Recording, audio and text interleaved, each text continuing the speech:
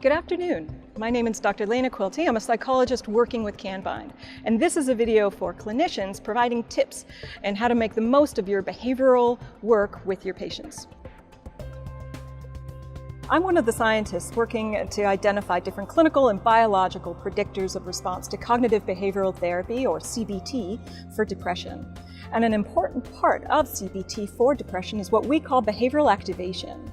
What behavioral activation aims to do is to increase our patients' experience of positive moods, be it pleasure and enjoyment or more productivity and accomplishment in their daily and weekly lives.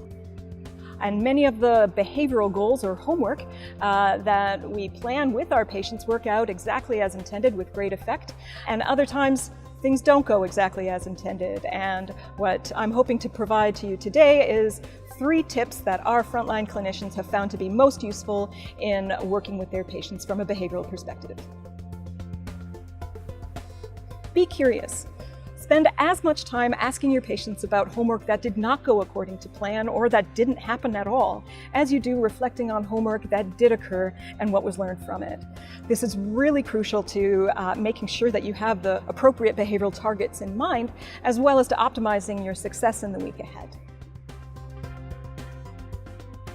Our clinicians have found great results with what we call the 5-minute rule. And what the 5-minute rule is a plan B, very effective for patients who have difficulties with feeling overwhelmed, feeling fatigued, and having difficulty starting a new behavior.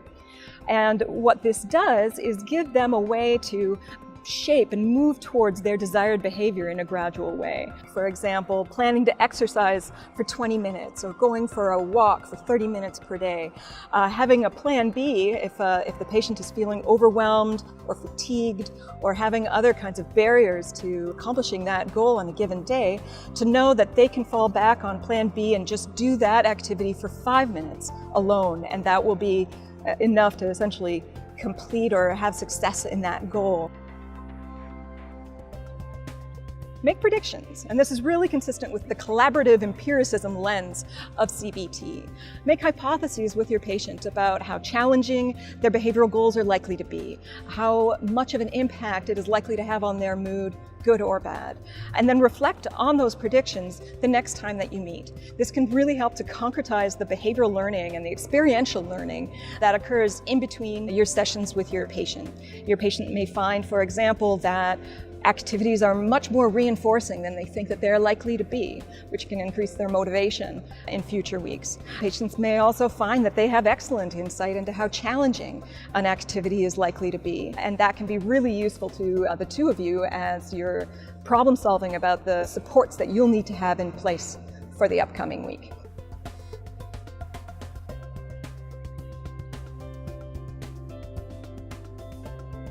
These are just a few tips from the front line, from the clinicians providing CBT as part of the Canbind program.